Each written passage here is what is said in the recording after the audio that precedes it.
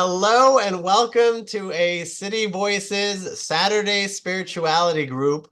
We have a guest named David Williamson, and David has experienced something called an NDE, which is a near-death experience, and he survived it.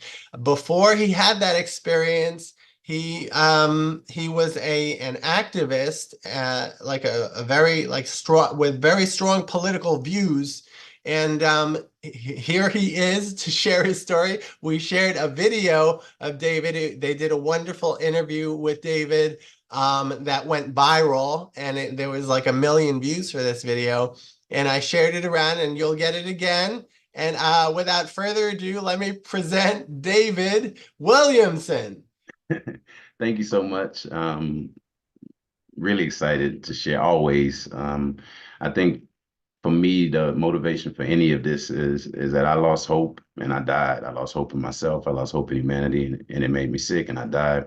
So if there's any slight small amount of hope that I can give anybody, that to me is what I want to do, because for me that was the pivotal point for me, starting to get really sick, was losing hope. So for me, it's about hope, you know.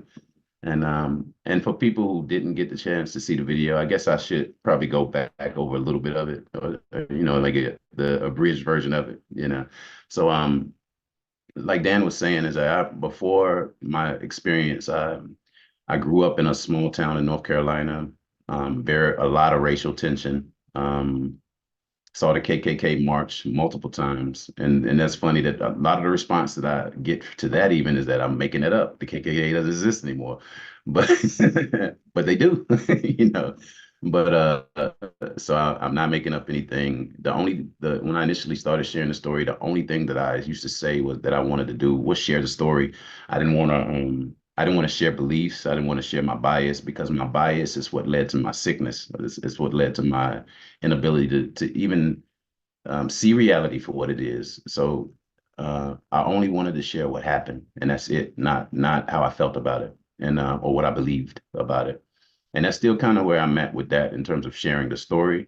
Um, so with the anger and seeing all the things that I saw, it was logical for me to assume that hating each other was just how the races that was just the normal orientation towards this whole race thing, was just hating each other, not really understanding each other. um I saw it on both sides in my experience. I saw it on a lot of sides, so it was like it just seemed normal to hop into this life with that orientation of us and and them, you know. And um and I don't now I can't look at reality that way. But getting sick that way, and not being able to connect, not being able to see reality for what it is because of bias and trauma and narratives. And at the end, for me, that was the best thing that could have happened to me, because where I'm at now is I want to tell stories of hope and not stories of division and pain and suffering. Um, the hope is where I think humanity will move forward in a better direction. But for me, once I lost hope, it was the orientation was just negative. I didn't see positive outcomes. I didn't see positive possibilities in this experience. I drowned at age 6. These are things that sometimes in that story, I didn't even really remember fully all of the 6-year-old drowning, but it also informs where I'm at today, because what I experienced when I drowned at 6 was similar to my NDE experience at 40. Um, but the voice, the blackness, the voice was telling me that if you could just touch the bottom, you could push yourself back up. And responded to that voice, and I said, and this was all blackness. There was no, I didn't, at that point, I wasn't, in my mind, I didn't feel like I was still there in the water, but I knew I was in the water. But I said to the voice that I'm not touching the bottom. I'm just going down. It doesn't seem like I'm gonna touch the bottom. And as soon as I said to that voice that I wasn't gonna touch the bottom, I stopped going down and I started floating back up. And at some point, I looked up and I could see the light coming through the top of the water, and then I saw a splash in the water, and then I saw circles, the ripples from the wave from that splash radiating from that splash. And that was so beautiful to me that I watched that for a while before I even reached up to try to grab the pole that they were putting in the water to save me. And but now, well, they pulled me up. I sat at the edge of the dock. I was down. My brother told me because he was there. He said that I was under the water for no less than 3 or 4 minutes. Everyone assumed I was dead. They were looking at him, waiting, for him to accept that I was dead. And he was like, he didn't know what to do. He was only 8. He didn't really know what if he was supposed to jump in the water and look for me. He didn't know what. He just said it was a traumatizing, kind of confusing moment for him as well. But um, but it changed me. It made me. I started having spiritual experiences after that. I started having visions of the future that were always negative. Um, a lot of death, a lot of like I remember as a child, I called it human roadkill. You would see I would see human bodies dead on both sides of the road and be in cars with people traveling, and they wouldn't be acknowledging that there's death on the side of the road. They were used to it. They were having their normal conversations, and I was in that vision, like, how can this be? Like, how can this amount of death be around us? And we're just talking about the weather, in the car, and that really bothered me. And at that time too, I was also having visions of my father was in the military. We moved to Germany shortly after I drowned. And when I got there, I think some of the anxiety of moving and being there might have contributed to the visions that I was having. But I started having visions of being in Hiroshima and Nagasaki, and it felt like I was there.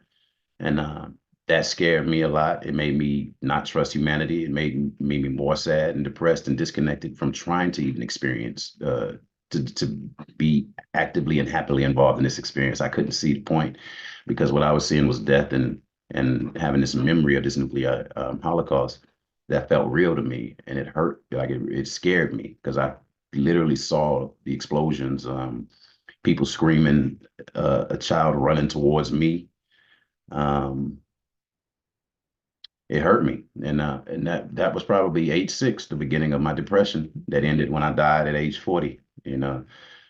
At age 40, I have been, just deeply concerned with all of humanity, but angry about the race stuff. It made me limit my orientation to just my tribe, because I think that's what trauma does. It makes your orientation smaller, makes you more protective. You protect yourself more, you're defensive more. But as I move through the trauma, I have an open orientation, and I just love everybody, and anything that applies to me, it applies to everybody. Anything that I know, I don't look at it as like it's something nobody else can know. I think this state is closer to the default state of human beings than the traumatized state that I was before. So this state to me is how is a closer representation of how we are supposed to see reality as just one thing. We're all here and we're all contributing to the creation of it. And we should not have orientations that create theys and others, because that's violent. And that's the foundation of all of the wars on this planet is retelling stories that did not have theys and others, and that included all 8 billion plus of us, and retelling them to now reflect this idea of a chosen or a special group that's better than everybody else that God favors. That's not the original story.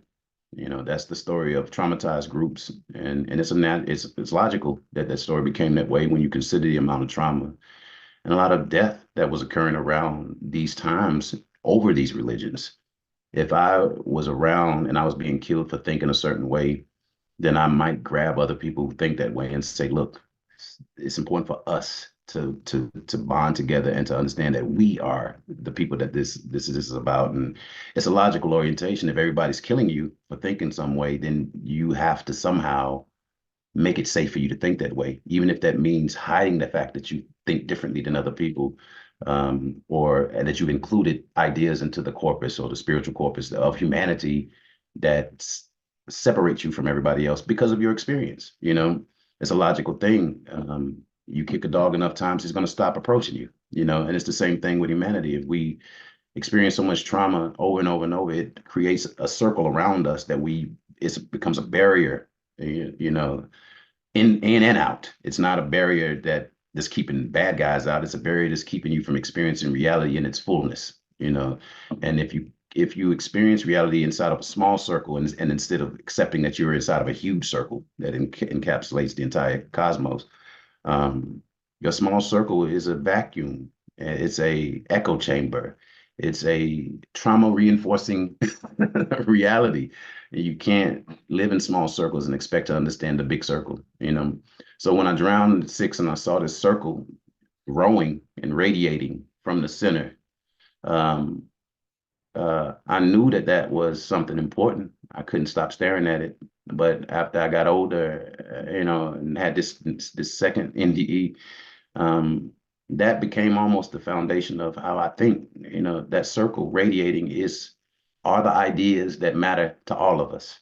If you find these ideas inside of your tradition that overlap with traditions contemporaneous to you and ancient, thousands and thousands of years old, those things are important because those are the things that connect us to the larger picture, you know, which is a collective story. It's not a single story. Any story that separates anybody and says that they're different than anybody else, it was done probably out of a sense of responsibility for that group, not because that was the absolute truth. You were trying to galvanize people and move in a direction where they could preserve themselves, their culture, you know, but it wasn't because that was the original story, you know, and it seems to me that a lot of the original stories included everybody. And then once the violence happened, then there was circles. Everybody had to defend themselves and their piece of the story, you know, they centered that. But from after I guess I need to go back, you know, to the NDE. All right. So I lose hope, I get sick, digestive issues first, hypertension and a heart attack. Um, and forgive me if I'm going everywhere, Dan, because I I just want to make sure that everything that needs to be said is said, and then we can have a Q&A, and I can, you know, kind of, it'll make sense, I guess. But when I went to the hospital, from after the heart issues and stuff, from carrying all of that anger and hate for so long, it just broke me down, and I never made the connection between my thoughts and behavior and my physical illnesses that I was dealing with concurrently, you know, from having my gallbladder removed to hypertension to heart issues. I didn't make the connection that it was me that was catalyzing all of that, or that's making that happen faster and more painfully than it was necessary, you know. But when I got to the emergency room, uh, less than like very fast after I got there, I was dead. I fussed at the guy at the front because he was trying to make me fill out some paperwork, and I was shaking. I was dying. You know, I couldn't keep my breath. What was happening? I guess my heart valve ripped, and the blood wasn't really going through my body. It was filling in my chest, and so it was like I was drowning. That's what it felt like. And so I was taking deep breaths, and then I passed out. But I passed out after the gurney came out. I got on the gurney, and like 20 seconds after being on the gurney, I was passed out. But when I turned left, they were pushing me, and I was turning left, and I could see the door where I was going, where they were going to be working on me. But then I was gone. I was out. So going into the area where they would be working on me, I had already passed out. I could see blackness, and I could see white dots where the people had been standing. So I kind of knew that maybe this is where they are still, you know. I went into the area where they were starting to defibrillate and trying to resuscitate me. Very quickly, I was up above, looking down from the ceiling, watching it all. Um, Totally clear. I knew I was dead. The thoughts that came to me was, he's dead. You used to be there. His body is dead. His mind is dead. His ego is dead. And then I asked, well, what's left? You know, and a bunch of words flooded in at the same time: soul, spirit, energy, consciousness, awareness, light. All of those just flooded in at the same time, and I knew I understood. And the next phrase that I heard was, "You killed yourself with your personality." And I immediately knew what that meant. I had been depressed probably 35 plus years, miserable. I had highs and lows here and there, but the default was this hopeless, very sad orientation. Uh, I watched him defibrillate me for a while, and then I looked up, and then I was gone. There was a woman in the emergency room that her sadness about me dying bothered me more than me dying. Mm. The man holding the defibrillator pads, his anxiety about me dying hurt me or bothered me more than me dying. So I watched those two people, and I didn't even look at my dead body. I'd already pretty much was resolved to the fact that my body, resigned to the fact my body was dead. Like I wasn't interested. It didn't draw my attention at all. I didn't look at it anymore after I had left left the emergency room, went to space. I didn't really look at my body anymore. I was concerned about the people that were bothered by me dying, and I wanted them to feel better about me dying because I wasn't experiencing anything negative. It was beautiful. I had clarity. I saw the experience differently.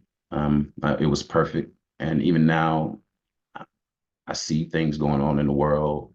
This experience is perfect. This is perfect. Humans mess it up. Uh, Us seeing things in the world that are negative, we tend to conflate that to mean that this experience is negative. That's us not knowing how to behave. That didn't have anything to do. All possibility exists here. We focus on negative possibilities that exist here too. So it's up to us to decide what we want to experience in this life. If we want to experience anxiety, we make people have positions on anxiety-inducing concepts. Now that these wars are going on, I see people who have good intentions trying to force people to have an opinion on things that are horrible, and they're not even there. I don't live in Gaza, but you're going to force me to make a statement on it. My statement would simply be that the people that are the most deeply affected are going to fix it.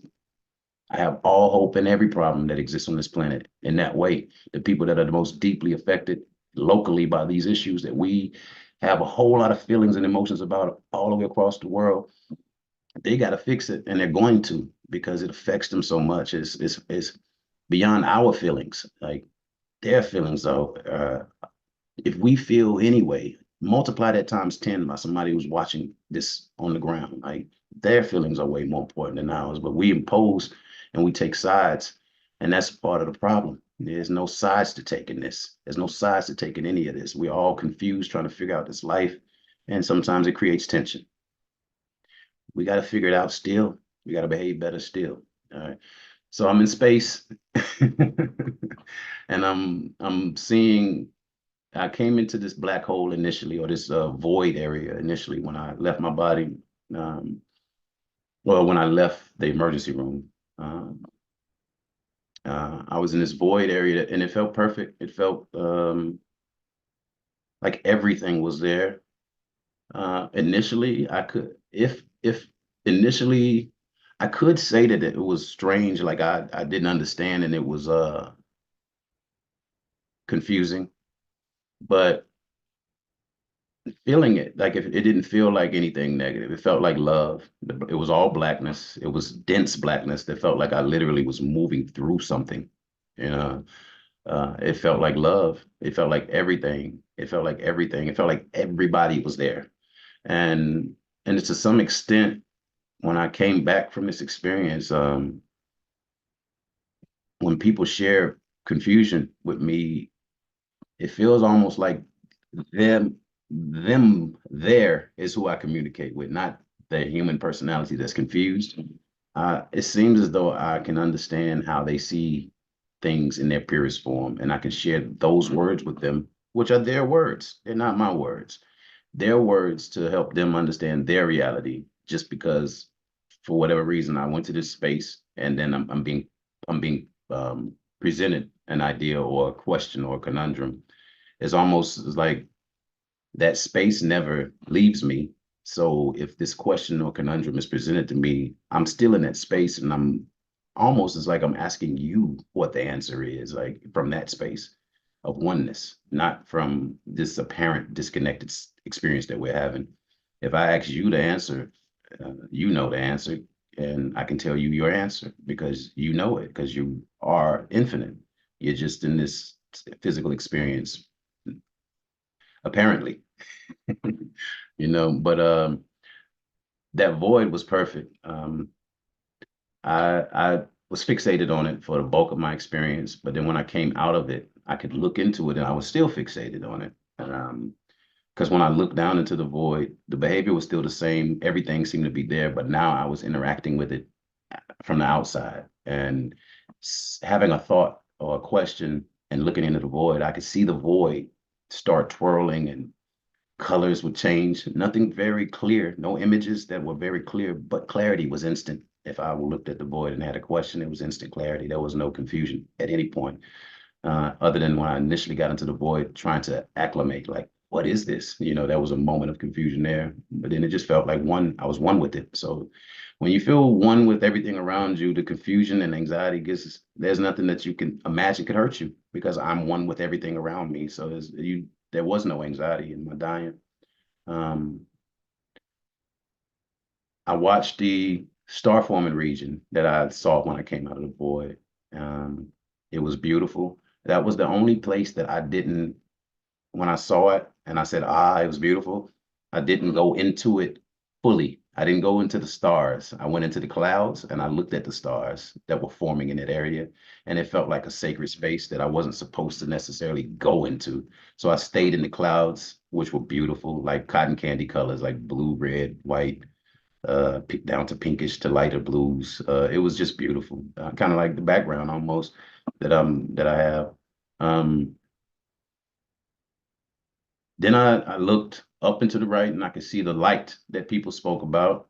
Mm, it was beautiful. The light for me was very, very far away. Though it still was compelling, it pulled me. I could, if I did not move myself anywhere, I would be pulled towards that light slowly. It wasn't like a jerk or a snatch or anything uncomfortable or jarring. It was just a slow pull, like gravity. Um, but I wanted to travel, so the pull didn't keep me from traveling. If I wanted to move somewhere, I could move anywhere. So I just traveled and I saw some different things. I saw um, just stars that interested me. Uh, I saw what in hindsight, I think it was a asteroid. Didn't really have the same kind of energy that everything else had. It was just like a rock moving through space. Everything I saw, it just caught my attention, and I said and every time I said I moved to the thing that caught my attention, and I understood it instantly. The light, when I looked at the light, and when I looked back into the emergency room, my attention went through me, and I could see that I was an orb of light. Um, that was clear. And the last time that I looked back into the emergency room, that's when they resuscitated me. And when I opened my eyes, the first thought that I had was, damn, they woke me up. You know, I was traveling and I wanted to keep traveling. But the first word that I said, and I blurted it out almost immediately, was, "Are you okay?" You know, and I was looking for the woman in the back of the room that was holding her face and that was sad that I was dying. And I also said it again to the guy that was holding the defibrillator pads because I could see that he was very anxious about me dying. And I asked him if he was okay. And he cut me off and was like, "No, are you okay?" You know, and somebody from the right, they said, "You didn't feel that." And I didn't feel anything. I didn't feel the pain. I didn't feel defibrillation. I didn't feel electricity and none of that. I didn't feel any pain. But when they said it, I looked at my chest and I could see this square gel pad on my chest with two indentions in it that were the same size as the defibrillator pad that the guy in front of me was holding. So I was like, oh, I was dead for real. Like it instantly, back into my brain that I was dead. When I was out of my body, I knew it. But when I came back into this body, there was a moment of me understanding that that's what had just happened. And that was a beautiful understanding because I remember when I first left my body, one of the first thoughts that I had that was still human was, so this is how it happens, you know. And that was it felt good to experience something after my body stopped working and knowing that a lot of the beliefs that I had held in life in terms of there being something after death are actually true. I just had no idea on how it was going to look or feel or how I was going to experience that. I don't know if this might be a good place to pause or you know, I don't know if you have questions, Dan. All right, all right. So, now before we just jump into questions for David, let's give ourselves 2 minutes of silence, 120 seconds. I'm looking at the clock. You can go through your thoughts and your feelings and your experiences with what David was saying, and then I'll call the clock when it's over, and then we can start getting into questions. But let's give ourselves 2 minutes of silence. So if everyone would just mute themselves for 2 minutes.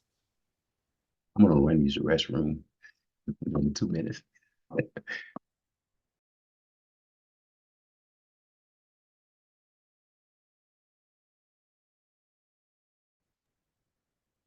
All right, you guys. Um, I hope you've all had some time to ruminate, to reflect, and to process what David had just shared with us. And if you'd like to raise your hand, that would be the best way to do it. But if the spirit moves you and you just have to shout out, go ahead too. Oh, we got like three hands raised. All right, let's start with Karen. Go ahead, Karen. Can I remove the spotlight so we can go back into gallery? Is that all right? Oh yeah. Can you do that? Yes, I did. Okay, thank you. Thank you, Noel. So Karen, do you have a question for David? Well, first, I just wanted to thank you so much, David, for sharing your personal experience. It brought me to tears, and it really just brought a sense of peace to myself. I, um, I was born in trauma, in terms of being born alcoholic to an alcoholic from an alcoholic mom, and then a lot of sexual abuse throughout my childhood, and just walking around in that. What has continuously saved me is the presence of God in my life. And just like you said, with hope and peace that he allows me to see, and the love that he helps me to keep pushing into for myself and others, despite all the pain and the resentment and bitterness, just like pushing deeper past those traumas to see that I am more than that. But it also like helps me connect as a peer specialist to each and every person, and, you know, push myself to see that we're all equal. When I look at people that way, it helps me to really love them. And I really would love one day if you can present at my job. I work at VNS Health as the IMT program, and I work with a lot of clinicians, and we support people that live with mental health, and they're at their darkest states and living in streets, living with incarceration and a lot of substance. And the clinicians in the company, I feel the love that they have. We all have a passion, but sometimes I can feel our biases, their biases, and in them having a lot of confidence in their expertise. And that's a beautiful thing, but it turns distorted when they minimize others through it and they don't even recognize it. And just, I'd like to present the video that Dan shared with us of your life experience sharing. And if you ever are willing and to present, just because it helps us all. I know it helps me to remain focused on my humanity, and how we're all the same. Like there's no differences. And it's such a beautiful thing when we fight to look at each other that way. Not fight, but just push to look at each other and ourselves that way. So thank you. Thank you so much, David. Yeah, thank you. And I'm open. Like I've been open to speak, and I think at one point I was getting overwhelmed, and I was just gonna go back to my cave and back to solitude and just try to figure things out on my own because it was so overwhelming. And I was a reclusive person. I never wanted attention. I never wanted, you know, any of it. Like I just wanted to be. I almost literally was like biding time until I died. I didn't want to participate in this. I had lost hope, and So it's exactly the group of people that you're talking about. Like I don't separate myself from any of it. I was addicted to negative ideation. I was addicted to my own perspective. I was addicted to my biases. I couldn't see reality any other way than how I had conditioned myself to see it, how I focused my attention on very negative things, and that was the framework through which I experienced reality.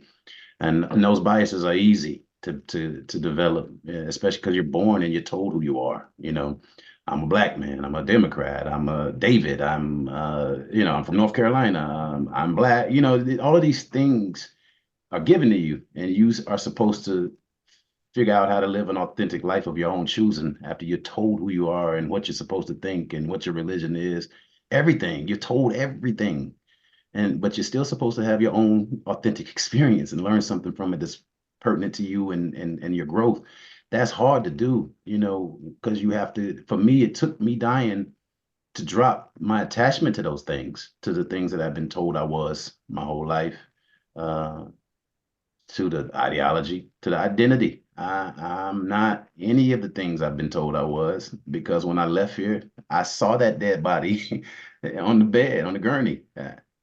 What I was when I left here was just a ball of light that wasn't attached to any of these narratives, that didn't have a dog in this fight, but loved everything about this experience and felt responsible for the experience that soul goes through. Um, Not necessarily the experiences that humans go through, because we're not humans. You know. And when I realized that I wasn't a human, I stopped taking all of this experience personally, including the personal trauma.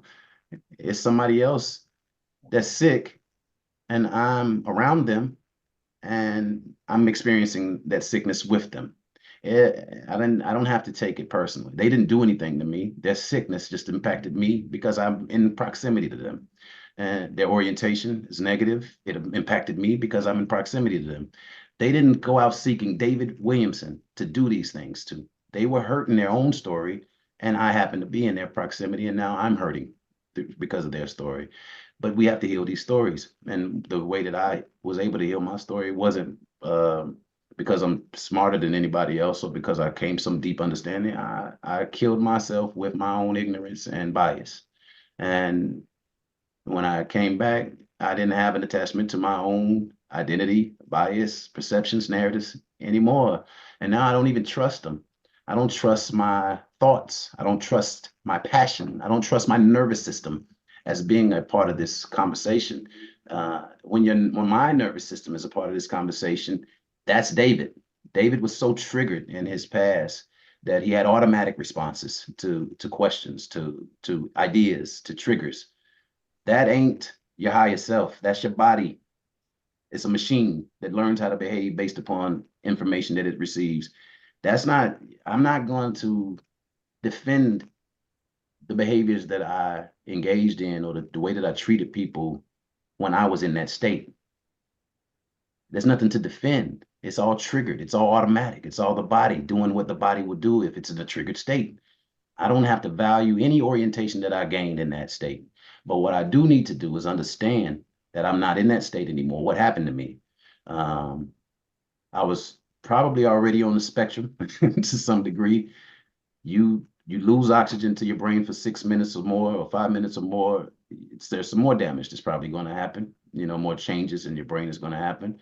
And in some of that is where the opportunity for me to pivot exists, is that my brain isn't even the same that it was. So some of the amygdala stimulation, like the amygdala orientation, just fight, flight, passion, emotions, feeling a whole lot about stuff and not understanding it, making up stories when you don't understand stuff, like that's amygdala functioning. It seems as though my amygdala got damaged in my NDE, and I cannot be that person anymore. And I don't even see the value in being that person. It's a lesson that my first 40 years are a lesson for me and for everybody, because I'm willing to share how stupid and lost that I was in that 40 years. And I'm not going to be that way moving forward. And I think the opportunity, and anybody who goes through any experience like this, is how were you before? What happened? What's the difference? What are behaviors that you need to now engage in that can buttress this difference, this change. And that's what I'm working on now is what do I need to do now to really ground the fact that I'm not who I used to be. Like, what are the behaviors? What are the, what do I need to reflect? Is it just a state? Am I in that state? Am I, and so some of it still is like a grounding, a landing. I'm not as certain as some people seem to think I am about anything. I'm probably have more questions now than I ever had in this life. But some of the things that I experienced, I have a little more clarity on, and I can share that. And I love to share it because it seems to help people. And I would love to speak at your organization. So, David, can I share? Can you put an email in the chat or something? Sure. I'll do it Now right I now. know. Now I see everyone. We have 3 people's hands up, and we're going to get to everybody. And hopefully even people who don't have their hands up will get a chance. We only have like 46 minutes left, but Noelle, your co-host, why don't you go ahead? All right. Well, I wanted to just clue people in that some more people I am part of a community called Earth Waking, and we are a spiritual, like, opening to, the divine in major ways. And a number of folks just got on. I had sent out the video, but I also, while you were talking, said, this is going on now if you want to come. And so that's why some folks missed your stuff, but they'll get to see your video. But you were an answer to a prayer that I was having, because I was an atheist. I had some mental experiences from my trauma in my life that just cracked me open. And then there was all this love. And now this community is founded by a person who was an evangelist atheist for 20 years and, just was asked, will you give your life to me, by some kind of an entity? And it turns out God the Father. And so I have been struggling because and I'm reading this old book, this Old Testament, and weeping. Although the other day I got this very beautiful wry statement in my head. You had to be there, and it was truly, like, with great humor. And so I within this group that we do, it's a community kind of facilitated group weekly. I have been pushing down people's throats my struggles, because I feel like there's a baby in the bathwater of the stories of planet Earth, coming to honor the father who never got it right on this planet. We never had the story where the father actually was honored and knew how to behave, because right from the beginning of that particular story, we have just, tied ourselves in knots, and not been obedient, and all these kinds of concepts that seem to be in these books. So, and then we've got Astrid here on this call, who is an Akashic record reader, who brings the cosmos into the space like you can, because she is in touch exactly with this black hole realm that you have. And so I'm trying to, like, fit all this into my head. There's a book called I'll sum this up quickly, which is, again, A Course of Love, which is like A Course in Miracles, if you've heard of that, a beautiful, beautiful spiritual text. And in it says we're going from the fulfillment of the way of Jesus into the way of Mary, which is the Aquarian age, which is this expansive, more, cosmosian, I made that word up probably, state of being. And but we are in a position of potentially judging one or the other. You're not doing it right because you don't know about the Bible, and you're not doing it by that story. P.S. This fellow who has founded our community was told, you're here to unite religion. And he's just like this, alcoholic schnook who had no idea what are you talking about? And he's doing everything that he was asked to do, which is impossible, of course. And he says, you're supposed to reunite. How do I unite religions? Smush them all together? And he said, no, I made them all. These are tributaries, but there is a hierarchy. There is a method behind the madness. So that's what I've been trying to get myself around. And our community is so loving that we're actually holding space for each other while we fight these battles. And I hopefully could fight any kind of battles, any racial, stuff that might happen. Our Astrid has also been doing that for 1,000,000 years, holding space for people to come through those conversations. But anyway, That's it. I was so moved by your video, and I wasn't sure I was going to wrangle people to be able to come here, but they have.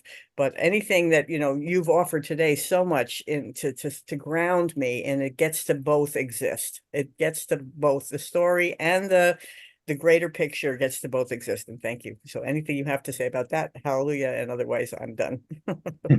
No, thank you so much for that. What you said, like the father, and he didn't get it right. Immediately we started killing, once these stories started, being presented. But there's also the first son, the oldest son, and then there's a younger son. And the Sumerians talk about it as, Inky and then little other sons, the fathers, I forget.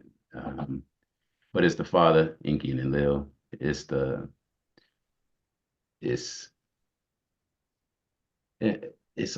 Adam, it's Cain and Abel, it's Osiris and Horus and Set. It's the ruler. I mean, it's just repeated. It's in the Bible. It's a tale of two brothers. It's an ancient story, and it's important for us to understand that in relationship to the Christian stories, that the archetypes that are centered in Christian stories, because it's the same story. And that when you said that it's all the same, like the United, that's it. Because you can go through the Bible and you see Cain and Abel, that's two brothers.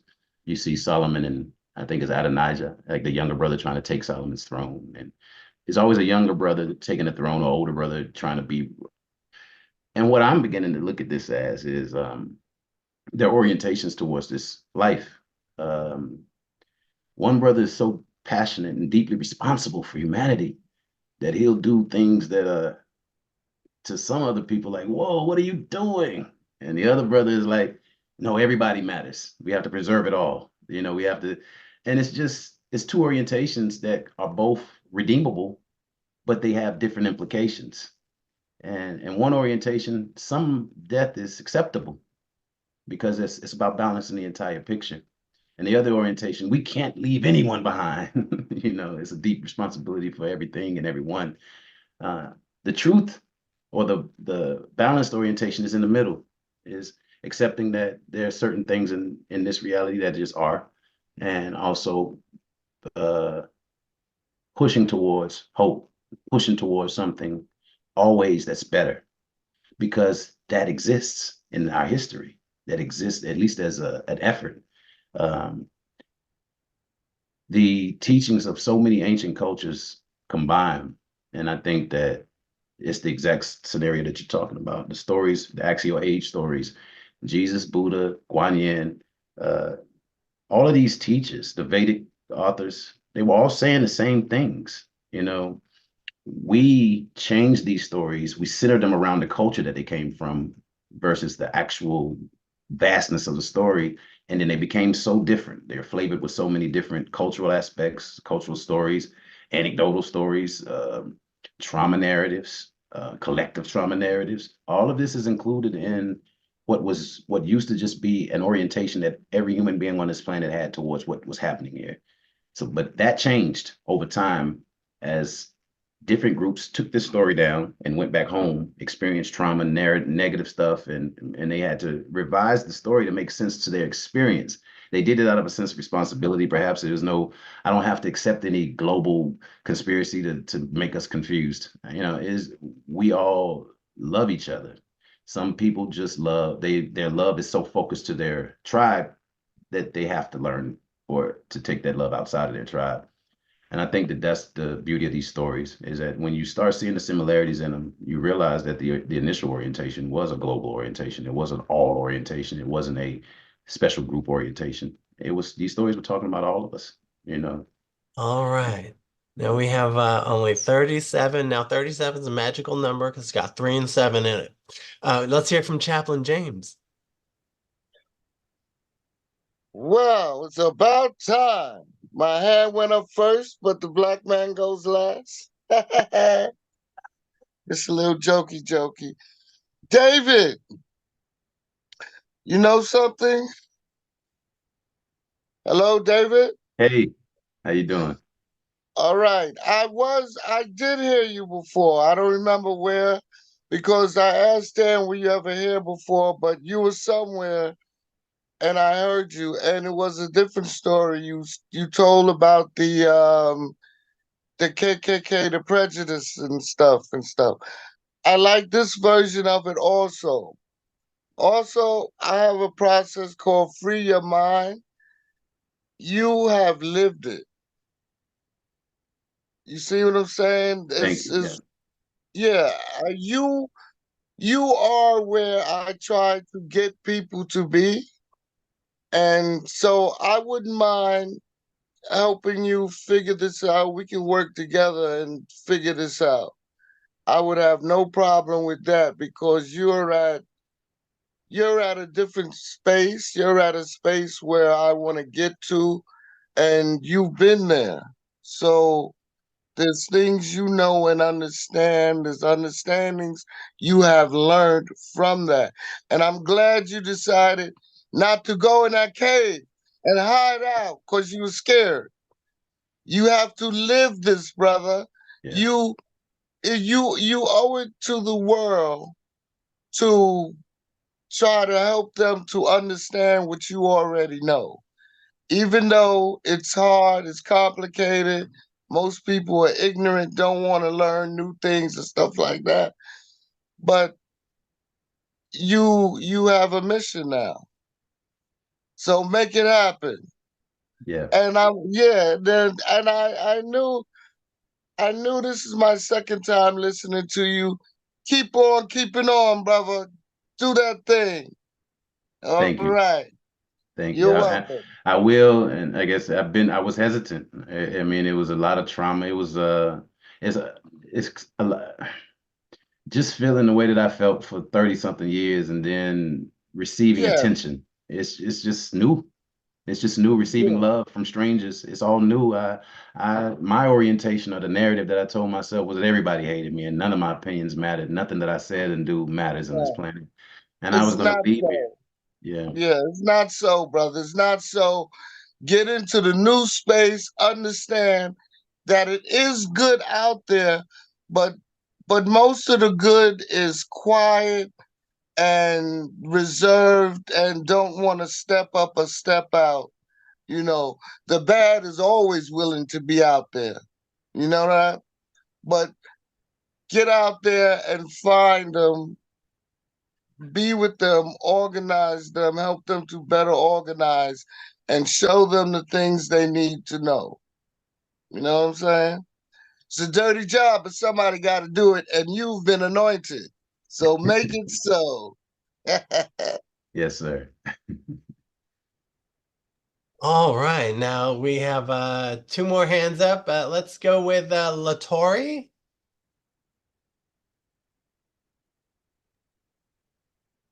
My, can you hear me?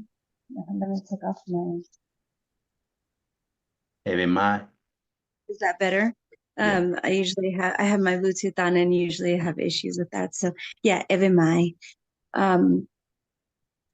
Thank you, David, for sharing your story. Death is such an interesting topic. I myself have died more than once. And once when I was a baby, I died as like my body died, and I do remember that incident. I do remember being in the room and floating in there and seeing my body on the bed, and I saw my guides and I saw my guardians. I saw them all, feeling so many of them, feeling the whole room. And I remember they were preparing me for the life I was going to live, because it was going to be somewhat of a really huge challenge. But the reason for it is because I have a powerful message to share and things, a lot of work to do. And so throughout my life, I've died in many different ways. There's many different ways to die. And one of which is I have two sons that passed away And when my second son passed away, that was very traumatic. And I completely died. My body stayed alive, but my soul and my mind left me. And I was in this deep, dark abyss, and I was walking through the valley of death for many years. And I couldn't drive for a long time because I couldn't see this world. I could only see the other world. I was like walking in between worlds, and I could know that there were things around me. I know, like I could see there were things around me, but I couldn't see them. And I could hear people were talking, but I couldn't really hear them, you know? And every time I would be face to face with somebody, I wouldn't see their face, I would see their death. And so many things. And I just recently went through another death. And death has become something very beautiful to me. It's like you have this beautiful spring day, the sun is shining, and this beautiful breeze comes up, and it picks up the petals of the flowers, and it brings them all around like this and floats them all around, and it gives you this beautiful fragrance. Because on the other side of death, you get to see the truth. You get to see what's really there. You get to see through the illusions and the delusions and the labels and the opinions and biases and agendas and the needing to know these things of many people and the divisive tactics that are used in this world that we are shown, and the conditioning that we are put under that many of us have accepted and therefore we live by. And so it's the releasing of all that. It's the releasing of all those things, and it's getting to live in a more natural state, in the state that we are naturally supposed to be in, that we're naturally before the conditioning started to take over. And it's that direct connection with source. It's that direct connection. It's not going through the building. It's going straight to source and being just one right there. So it's a beautiful thing. The death that I just recently went through was a more intense flavor of learning to surrender to faith. I had faith and I always walked in faith, but this was next level faith. And it was something that was a bit of a challenge, and I was kind of going through my nervousness. I came out of alignment because what I realized is that the nervous system, the body, it is a machine, but it's a vessel. And one thing that was revealed to me, we cannot die. If we're to ascend in such a way, we need our body, because our body, our mind, our spirit, our emotions, our energies, our vibrations, they work all together in one, the Merkaba, and they work all in one. So our nervous system, is like it's that receiving, it's the antenna, that sends and receives messages. So that's how we can connect to each other, and it comes and it gives us our messages here, and then we can put it into the conscious mind and we can speak it out here into this world. So if we're in alignment, then we can use our nervous systems in a balanced way. So my nervous system, it was out of whack. It was like my heart wanted to jump out of my chest, and I was like, okay, I have faith. It's going to be okay. It's going to work out. And I proceeded to allow myself to die again, to go through that black hole, because I refer to like going through black hole. So going through that black hole again, and surrendering to death once more. And now I've come out to the other side, and I have been reborn again in yet another way. And I'm in such a wonderful, happy state. I'm back to myself again, but even more vibrating higher. And it feels so wonderful. So thank you for sharing. These are important messages that we must share with the world. And I see more and more people stepping forward, sharing their stories. And it's so beautiful. It's that we're popping. We're popping. Thank you. Yeah. Yeah. A lot of what you said resonates. For me, lately, the best thing for me lately I'm seeing is to try to keep my nervous system as flat as possible. Um, that way I can understand reality and not feel anything about it, or believe anything about it. I can understand it. And then in that state as well, if I don't understand it, I can put my attention somewhere else and not allow my nervous system to do what the amygdala does, is it makes up stuff when it doesn't understand it. It's going to make you comfortable in your reality. That's what your nervous system is going to try to do. Your brain's going to try to make you comfortable, even if it's telling you lies to make you comfortable. So for me, when I think about the body, it's a magical, it's a vessel. It's all of these things that you alluded to, but it's also a part of a system that has momentum and a way of being and dynamics and cycles on its own, Like this physical reality that we emerge in has been here. We emerge in it and we have opinions and feelings and all these things about it, but we really just need to understand it, because the orientation, the bias that I had about reality in terms of how I felt about it based upon my personal experience disallowed me to see any beauty in it at all. Remove the identity, remove the narratives. Every day is an opportunity to just be alive. Simply being alive now for me is, I get to figure things out. I have time to figure things out. I don't have to, and it's just beautiful. Every day is just beautiful to wake up and realize that I'm aware. I can still pursue truth and clarity. I can connect. I can share hope.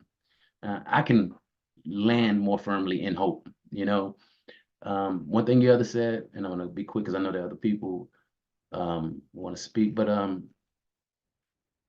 when you see something tangible that's beautiful and includes every human being, that's a different kind of faith. Like, that's not faith for me anymore. I know that if we behave a certain way, there's a future for us that's beautiful. And I see it. I've seen it from space. I've seen it as a dwelling in it, as a member of this society. I've seen it as an energy just moving through it, observing how it works. And it's there. But I saw a timeline when I was 6 that was just a bunch of dead people on both sides of the road. That's there too. So we behave, we choose our timelines. We choose what happens here, but that faith to me is I think it's more hope for me now. I hope that we move in the direction that I see us moving in. And that's the only possibility for me. I am not participating in any timeline that doesn't lead us to oneness and clarity. I'm not participating in any of that other stuff, because all that other stuff is just a possibility that you can either participate in or not. You don't have to put your attention on everything that's here. Everything that's here, I think that's part of what traumatized me. It's trying to understand everything that's here and not even understanding my own self, my own life, the people around me, my own circumstances.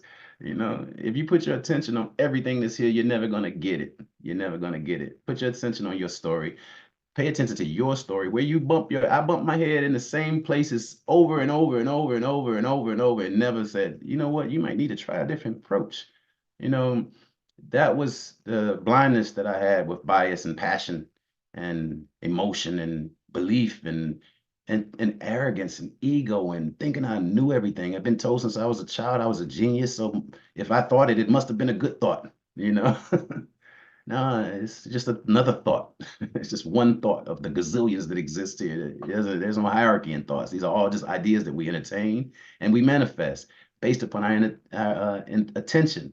And we control that. We control our attention. We don't have to put a lot of attention on the stuff that we're doing and creating this negative experience, or magnifying the negativity in this experience. So, all right, we've got 22 minutes left. Let's hear from Astrid. Thank you, Astrid, for being so patient. Hey, thank you. Oh, okay. First of all, David Williamson,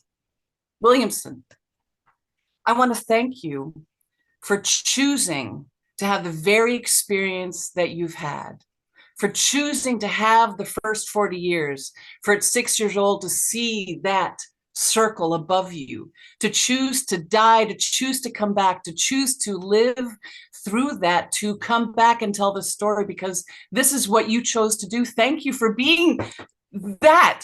Thank you, because we're all benefiting. And even the people that aren't here, because the ripples that we're sending out of our aha moments, our appreciation for you, it gets rippled out. So everyone is benefiting, whether they know it consciously or even know that you exist. So that's what I believe. So thank you for choosing this life. I have a question for you. I have two actually, and I'll say the first because I don't want to forget it. One is I want to know, how's your heart doing? How's your health doing? I'm curious to see how your heart, whether your heart repaired itself afterwards. But that's the addendum. The first question I wanted to ask is, so about a month and a half ago, I did a workshop. It was called Sparking Your Superpower, Self-Care from the Inside Out. I too, like one of the earlier speakers, work in public health field. A lot of my colleagues are working with folks that are unhoused, substance abuse issues, recovery, youth, substance use, et cetera, helping parents to have conversations with youth. So it's health, mental wellness, et cetera, that kind of focus. Yeah. So I was in front of a room of about, I don't know, I want to say like 50 people who were all coming together from the health equity zones. I live in Rhode Island. So that's the crowd, a mixed crowd, a very diverse crowd. And so I'm doing my thing about levels of consciousness, because for me, it was all about how do we become conscious of our consciousness? And then how do we operate from that higher perspective as soon as possible when we're experiencing a thing in a vibration of whatever's happening in the room, whatever's happening in the world? How do we move from the vibe of the situation into a consciousness of a higher consciousness so we can observe it and then choose a response instead of a reaction? Okay, so that was what I was talking about. The fact that we put up walls to keep bad things out, but also we're keeping ourselves in through being inside of those walls. And how can we use the stones of those walls once we tap into that higher consciousness to then become the stones that become then the pathway? How do we use the wall stones as the pathway to lead us forward in our journey? That gives you a kind of basic thumbnail. So some people were at rapt attention. I saw a lot of nods. I saw a lot of hands, like, people arms crossed. They couldn't, they were kind of there, but not. After it's done, so it's an hour and a half, not enough time, but okay, I get a run and it's all the Black folks in the room come up to me. So now my first response is, okay, excellent. Now the thing is that Noel referred to, since about 1987, I've also been doing diversity, equity, and inclusion training. So I'm the gal at the front of the room talking about facilitating conversations around racism, anti-Semitism, sexism, homophobia, et cetera. Okay, so I have experience in that field as well. So when I'm in this room now, I'm putting those pieces together, both my spiritual and also my professional and personal experiences, right? So as I'm seeing the folks come to me and they just want to talk, there's the higher perspective going, all right, okay, that's good, because they didn't walk out the room. So, okay, so let me lean in and see what they have to say.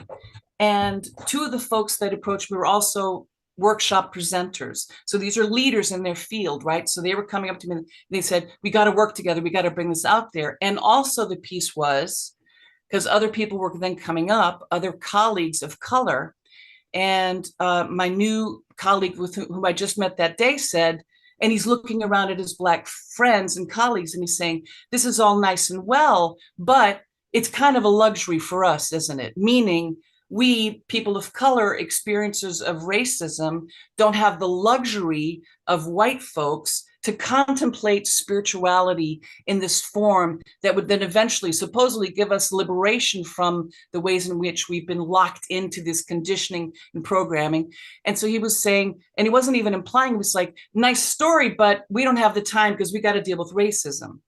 And so Now, in that moment, it was one of those after the workshop when people come around and you have your next thing going, lunch is happening. So there wasn't time, it wasn't the time or place for me to respond in a way that said, well, I would want to reflect back to him. So what does that sound like? When you say that to yourself and to other people, we don't have the luxury to do that. Yeah. Sounds like you're cutting yourself off from source. But I didn't have, that wouldn't have been the right time for me to say that, because you're like, sorry, we don't have time to finish it. So I'll bring this situation to you and everyone who's listening to how might I, or we, all of us, assist, especially as a white person. For me, I'll speak, but also as a facilitator of these conversations. How do we, and even addressing as white folks or all of humanity, how do we address this very real experience that says, I don't have time to have the luxury of contemplating life on a deeper or higher level, because I'm dealing with day-to-day poverty, et cetera, and even the very people that we're working with, the people that are experiencing homelessness, the people that are experiencing substance use, mental health worries and concerns, the families that are helping to support them, et cetera, all that anxiety, all that time and effort that has to be focused on survival, okay, Yeah. or the perception of that. So my question is, how can we address this? And the very piece that you know, before I had this thought and now I have these thoughts or these perceptions of you, I'm kind of going, okay, now, so we hear the story is the what. We hear you're making meaning of it is the so what. And now I want to say, now what? Yeah. How do we address these questions of racism, of equity, of health equity, of all of those issues within the context of this, when we want to bring in this higher consciousness conversation into that very 3D world? What do you have to say about that?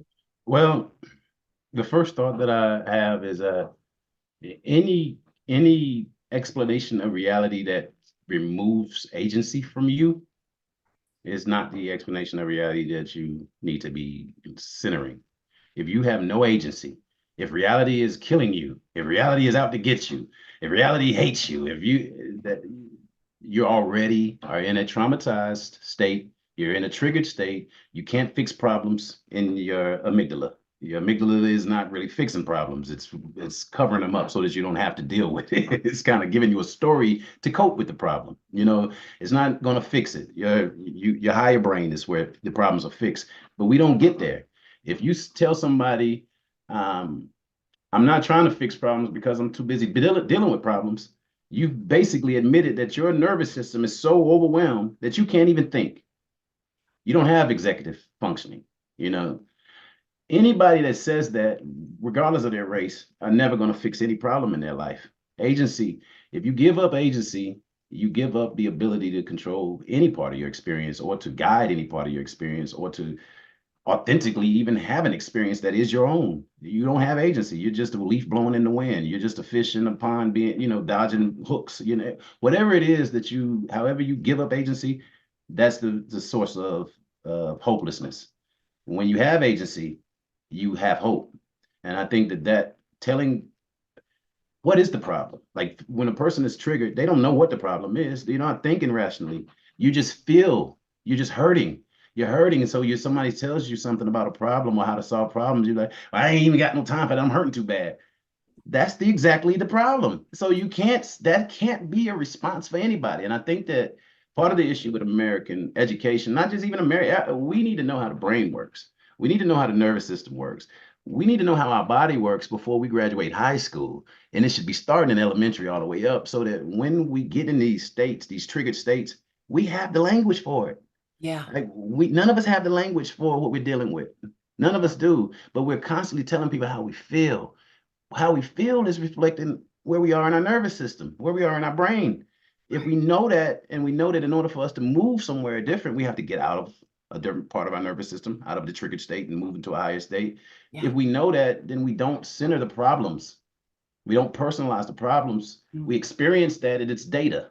Mm-hmm. Now, the data that I assimilate or accumulate from living, instead of feeling so bad about it or feeling so horrible about it, I've killed myself the way I did.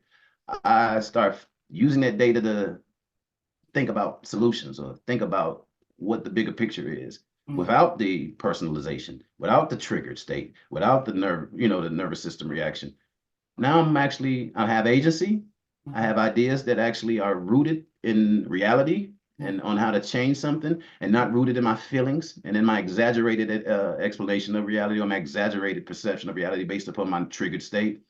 Now I can actually do something. But as long as I tell myself that the world is out to get me, everybody hates me, I can't do I have no agency. I have no agency, I have no hope, I have no connection with this experience at that So point. then you would say the bridging conversation could be around nervous system, which is physical, which is we all have, and that could be a bridge perhaps to then the higher consciousness conversation. Yes. And also, of course, I have sensitivity that as a white person, the privilege of having to be able to talk about that. So that's a whole other piece of that. But I understand you, I hear that. The bridging piece could be yes, okay. I found a quote. System. I found a quote, and let me see if I can find this. Awareness of our situation must come before inner changes, which in turn come before changes in society. Nothing happens in the real world unless it first happens in the images in our head. And that's from Gloria Anzaldúa. Thank you. Very strong voice of equality and feminism. But she's also aware that how the very isms that are necessary to get people clarity about what they're experiencing also create circles. They're catalysts and they're also walls, right? Exactly. Yes. So she shares her perspectives and she warns us against her perspectives at the same time. It's a beautiful, beautiful person. That's compassion. And that's how I've always tried to share what I've experienced is compassionately. It's not sharing David's biases and David's feelings. It's sharing something that I got to after I discarded David's biases and David's feelings that's more useful for other people than it is for just, people who have the exact same experience as David. You don't have to have the exact same experiences for me to understand that there's a different way to experience reality that allows you to actually have agency and solve problems versus kill yourself with feelings, kill yourself with passion, kill yourself with emotion, kill yourself with trauma. Like there's a different way. And it starts habits. Okay. Yes. So what's next is once you understand that what you were doing and how you were behaving before was leading to your confusion and your trauma, what are new habits? What are new things that I can do? How can I participate in a different way that's going to teach me or grant me the opportunity to have a different experience or to grant me different data versus the data that I had before that led me to create a negative orientation? Now, with what are the healthier habits that I can engage in that would help me ground a healthy orientation towards reality? Habits. It's not just thinking and being super spiritual and acting like, because I've said this before. We created our problems, yet we're blaming them on demons and waiting for God to solve them. We did it. We got to figure it out. But if we stay in those storytelling states and those triggered states, we're never going to figure it out. We got to get out of that storytelling state. We got to get out of that triggered state, the narrative state, and we got to figure out what's happening in reality. Because in reality, it has nothing to do with how we feel. How we feel is what's leading us to killing people, and that's never useful. We've seen so many examples of this. After the Nicene Council, the Nicene Christians killed all the previous Christians. They tried to. This is what leads to these schisms in the stories. This is what leads to different interpretations of the stories. When one group of people that's a part of the story kills another group of people that's a part of the same story, it creates confusion. What are we doing? So these stories get twisted based upon our inability to see reality for what it is and to ground them back into reality because we start behaving in ways that are not tethered to the stories nor reality. All right. We have 8 minutes left. And that means if you have spoken already, please take a step back. And if you haven't spoken yet, please come forward. Please. We'd love to hear from you. If you haven't shared, if you haven't commented, if you haven't asked your question, and we'll give ourselves a couple minutes to, oh, wait, we got a hand raised. Susan. Real quick, Dan, I wanted to let her know that lately I've been feeling great. Blood pressure's been a bit more managed. I did a lot of damage to my body, with my thoughts, with my orientation, with hate, with anger, with all the foolishness that I entertain. So there's still some healing that has occurred. There are things that I'm hearing from doctors that are good, great, awesome, hopeful, and then there's things that I need to get more clarity on, you know. So, but I'm healing. Most of my numbers are always good now, you know. So I think I'm trending in a good direction. I hope that I didn't do so much damage with my idiocy, you know, that I can't recover gracefully. Yeah. All right, Susan, go ahead. Daniel Well, was raising his hand too. I just want to say thank you and God bless you, David, for your message. It's a beautiful message. And I think the part that I love the most is your affirmation that under the skin, we're all the same. We're all children of God. And we're just got confused. We've landed in the land of a confusion, and like you said, got so caught up in all these stories and orient ourselves to supporting and believing that's reality. When we're pure being, come here to learn how to love, and to find a voice that reorients ourselves back to that understanding is very refreshing. It makes me feel that hope that you speak to, because I really, in my heart, where I live, in my connection to God, there is no skin color. It's just love. It's just love and expression, and that's how the same beautiful consciousness that looks through my eyes at you is the same beautiful consciousness that looks through your eyes at me. Yes. So I just want to say thank you. Thank you. Dan, I think Daniel had been raising his hand. Yeah. Oh, well, thank you for noticing me. And Dan, sorry for taking your moderation job, Dan. Thank you. Well, I'll try to be brief, which is hard for me. Well, first of all, thank you for sharing your story on YouTube and here. And I believe we have probably double the amount of people we normally do. What I got from today, other than many things, was that I am consumed with rage from my trauma from my childhood, where there was abuse at home, from parents, sister. I'm still so consumed with it, despite a lot of work in therapy, group work, reading, sharing with people. I've gone actually nowhere. Why? Because my rage about injustice is still so pervasive that every day I am triggered by someone's misbehavior, or that I'm misunderstood, or that I'm treated badly, or I'm cheated. And I react with rage that could really knock a wall down. I mean, I've nearly cleared a room in a discussion of people, and they thought I was going to be violent, but I just said, well, I'm just raising my voice, just hear me. I just want to be understood. But I am so consumed with this rage that it controls me. There's no question about that. So now I feel bad. Here I am in my 70s, and I have gone almost nowhere, except I'm aware of this stuff. But what you have taught me and other people is I'm going to have to try to channel it in a different way, try to get into new habits, new thinking, and then new behavior. So thank you. Yeah, that's beautiful. And I think that your awareness of it, like G.I. Joe used to say, knowing is half the battle. You are halfway won. You've halfway won it already. So, and I think that it's also key to what Astrid was saying. When you can put words on what you're experiencing, you can take it out of the feeling and take it out of the limbic, your limbic nervous system, and really just start figuring it out, So your story, right? You know what triggers you.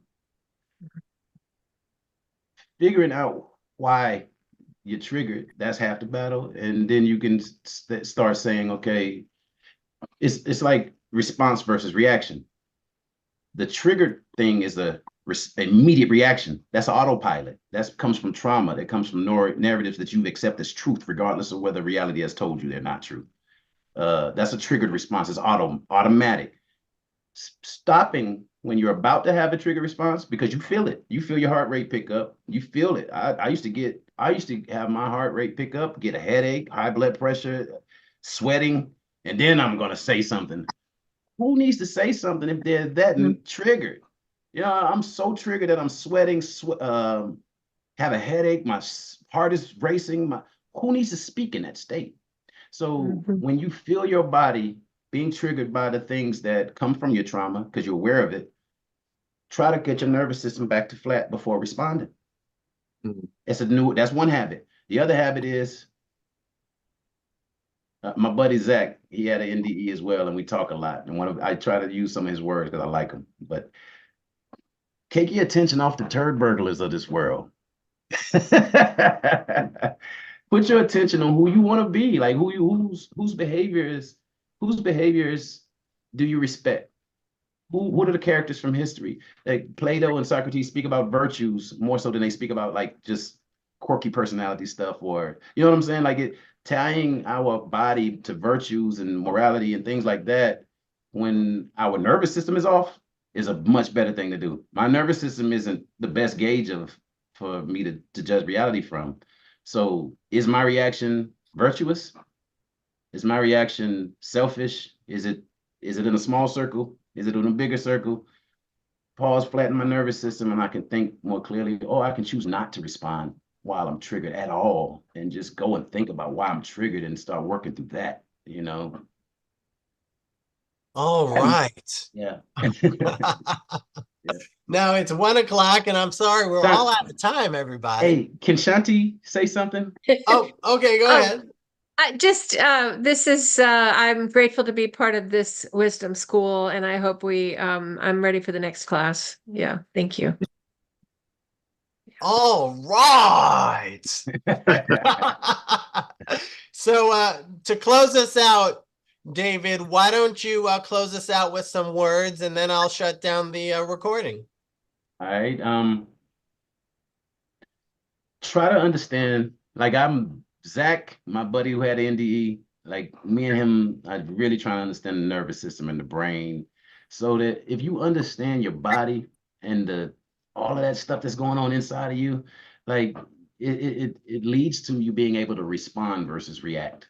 And responding is what you want, like, because you learn in that. You learn more in that. You learn in reactions too, but it's often like having to reflect upon how the situation could have been better. You know what I'm saying? And that's still learning. You don't have to integrate those moments where you're not. Well, I was graceless in a lot of interactions.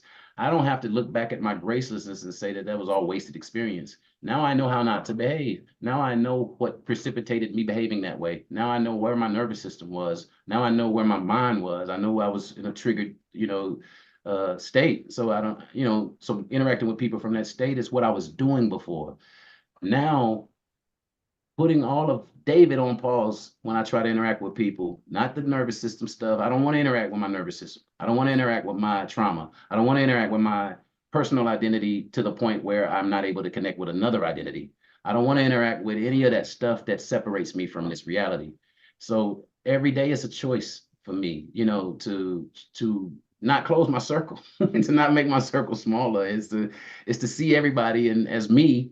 And that's it. Like, there are no others. There are no days. There is no death. This is a beautiful experience, a beautiful opportunity for us to grow, learn, and connect. And we can figure it out. And when we do, every society on this planet is going to reflect that.